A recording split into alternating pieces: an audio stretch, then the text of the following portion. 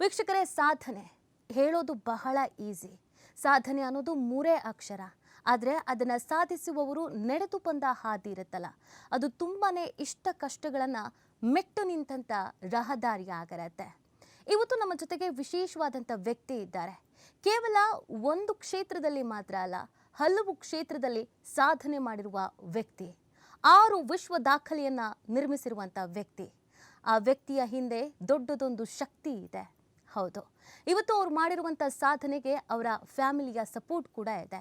ಹಾಗಿದ್ರೆ ಕೇವಲ ವೈದ್ಯರಾಗಿ ಮಾತ್ರ ಅಲ್ಲದೆ ಯಾವೆಲ್ಲ ಕ್ಷೇತ್ರಗಳಲ್ಲಿ ಸಾಧನೆ ಮಾಡಿದ್ದಾರೆ, ಅವರು ನಡೆದು ಬಂದ ಹಾದಿ ಎಷ್ಟು ಕಷ್ಟದ್ದಾಗಿತ್ತು, ಎಲ್ಲವನ್ನ ಕೇಳೋಣ.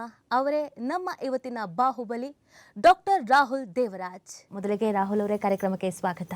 Thank you madam. ಹೇಗಿದ್ದೀರಾ? ಚೆನ್ನಾಗಿದ್ದೀನಿ. ನಿಮ್ಮನ್ನ ನೋಡ್ತಾ ಇದ್ರೆ ಖುಷಿ ಆಗ್ತಾ ಇದೆ. ಎಲ್ರಿಗೂ ಒಂದು ರೀತಿಯಾದಂಥ ಸ್ಫೂರ್ತಿ. ರಾಹುಲ್ ಅಂತ ಅಂದರೆ ಏನು ಅನ್ನೋದು ನಂಗೆ ಆಲ್ರೆಡಿ ಈಗಾಗಲೇ ವಿಚಾರಗಳನ್ನು ನಾನು ತಿಳ್ಕೊಂಡಿದ್ದೀವಿ. ತುಂಬ ಜನಕ್ಕೆ ಆಸೆ ಇರುತ್ತೆ ನಿಮ್ಮಂತೆ ಅವರು ಕೂಡ ಆಗಬೇಕು ಅನ್ನೋದು. ನಿಮ್ಮ ಹಿನ್ನೆಲೆಯನ್ನು ನೋಡ್ತಾ ಹೋದಾಗ ತಂದೆ ತಾಯಿ ನೀವು ಬೆಳೆದಿದ್ದಂಥ ರೀತಿ ಹೇಗಿತ್ತು, ಅದನ್ನು ಹೇಳ್ಬೋದಾ?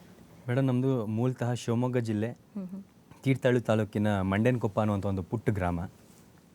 ನಾನು ಹುಟ್ಟಿದಾಗ ನಮ್ಮ ಮನೆ ಒಂದು ಮಣ್ಣಿನ ಮನೆ ಆಗಿತ್ತು, ಗುಡಿಸ್ಲು ಮನೆ ಆಗಿತ್ತು. ಸೊ ಕಡು ಬಡತನದಲ್ಲೇ ಹುಟ್ಟಿದ್ದು.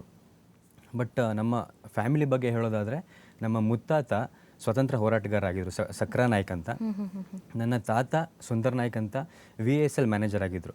ಭದ್ರಾವತಿಯ ವಿಶ್ವೇಶ್ವರಯ್ಯ ಸ್ಟೀಲ್ ಪ್ಲ್ಯಾಂಟ್ನ ಮ್ಯಾನೇಜರ್ ಆಗಿದ್ದರು. ಬಟ್ ಅವರ ಕೆಲಸವನ್ನು ಬಿಟ್ಟು ಇವತ್ತು ನಾವೇನು BJP ನೋಡ್ತಿದ್ದೀವಿ, ಆ BJP ಹಿಂದೆ ಜನಸಂಘವಾಗಿದ್ದಾಗ ಅದಕ್ಕೆ ದುಡ್ದಂಥವ್ರು. ಮತ್ತು ಇವತ್ತಿನ ಶಿಕಾರಿಪುರದ ಮೊದಲ MLA ಕ್ಯಾಂಡಿಡೇಟ್ ಜನಸಂಘದಿಂದ, ಯಡಿಯೂರಪ್ಪನವ್ರಿಗಿಂತ ಮುಂಚೆ.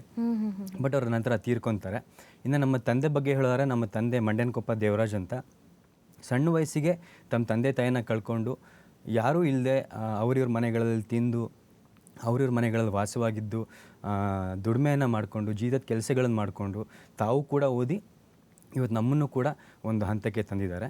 ನಮ್ಮ ತಾಯಿ ಹೇಮಾವತಿ ದೇವರಾಜ್ ಅಂತ. ಅವರು ಮದುವೆ ಆದ ನಂತರ ಗ್ರ್ಯಾಜುಯೇಷನ್ನ ಮುಗಿಸಿ ಇವತ್ತು ಒಬ್ಬರು ಬ್ಯಾಂಕ್ ಎಂಪ್ಲಾಯ್ ಆಗಿದ್ದಾರೆ. ಇನ್ನು ನನ್ನ ತಮ್ಮ ಹರ್ಷಿತ್ ದೇವರಾಜ್ ಅಂತ, ಅವನು ಇವತ್ತು ಬೆಂಗಳೂರಿನಲ್ಲಿ ಡಾಟಾ ಸೈಂಟಿಸ್ಟ್ ಆಗಿದ್ದಾನೆ. ನನ್ನ ಧರ್ಮಪತ್ನಿ ಅದಿತಿ ರಾಹುಲ್ ಅಂತ, ಅವಳು ಇವತ್ತು ಆಯುರ್ವೇದ ವ್ಯಾಸಂಗ ಮಾಡ್ತಿದ್ದಾಳೆ.